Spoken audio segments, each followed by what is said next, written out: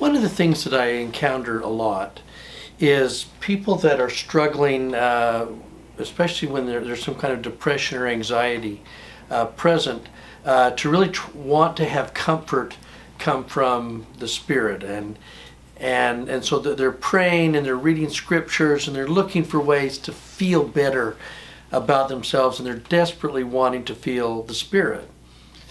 But we get this loop of, I'm not feeling the Spirit, therefore I'm somehow not worthy, and there's something wrong with me, and so I'm going to double down on praying more or reading more and trying desperately to get in contact with the Spirit, and it's just not there, and it's proof that either God doesn't love me or I haven't done what I was supposed to do, so it's a worthiness thing or whatever it is. And we should always keep in mind what I've sometimes called the still small voice mufflers, those things that tend to block our ability to feel the Spirit at the very time when we would really want to feel the Spirit.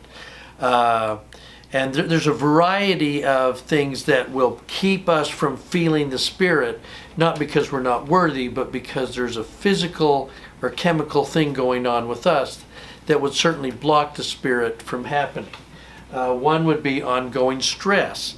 When we're in a stressful moment, we're kind of in fight or flight situation. The blood has left our prefrontal cortex, and we're just struggling to try and maintain. That's not going to be a great time to hear a still small voice. Right along with that would be some kind of physical illness that gets in the way of us being able to feel things.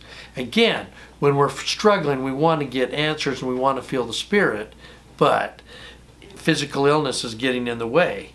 The same thing that happens with sleep deprivation. We're not sleeping, we're struggling. Maybe someone's in postpartum depression and it's sleep deprivation, and they're just not chemically at their best, and then wondering why they just don't feel the Spirit.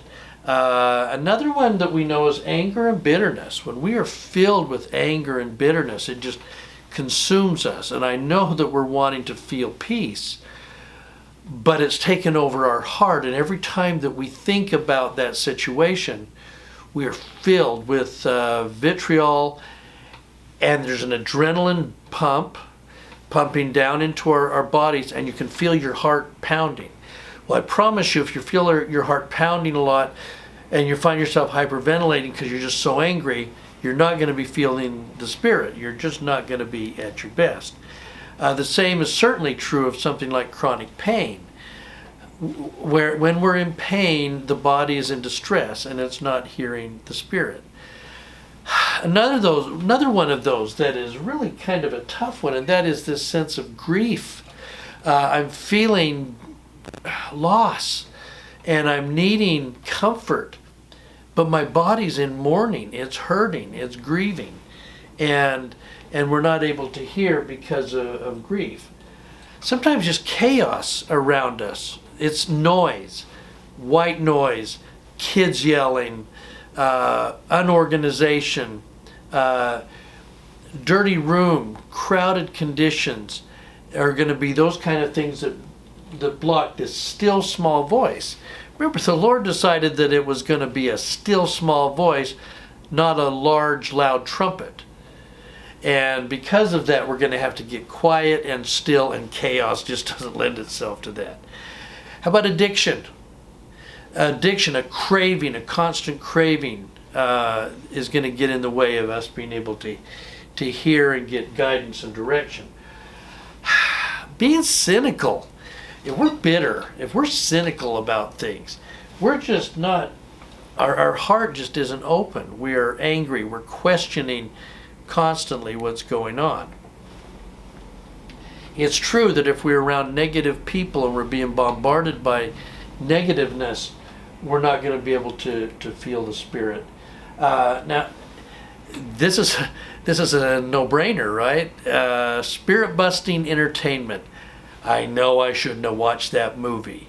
I know when I'm listening to that music, that isn't the most bestest time for me to be able to feel the Spirit.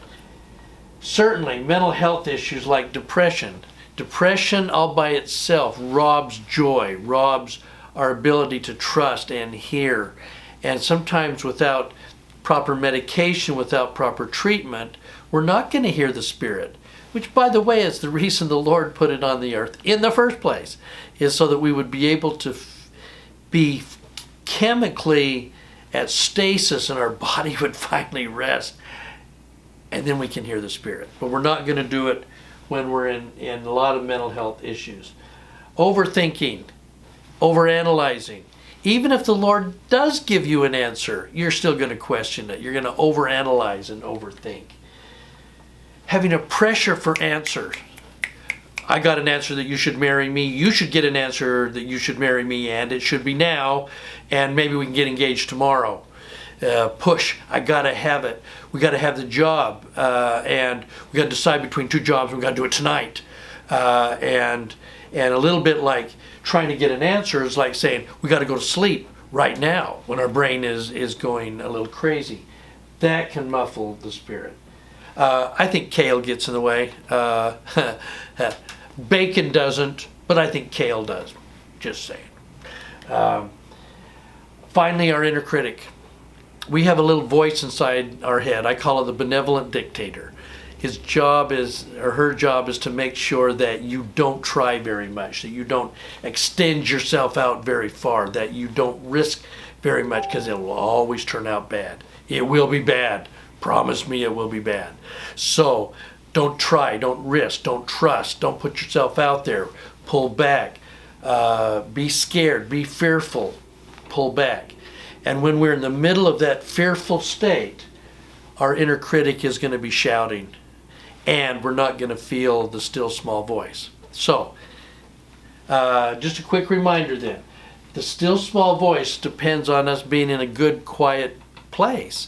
And any of these things, from stress to depression to chronic pain to grief to chaos to overthinking to kale, is going to get in the way of us being able to feel calm and feel the Spirit and know where those answers come from.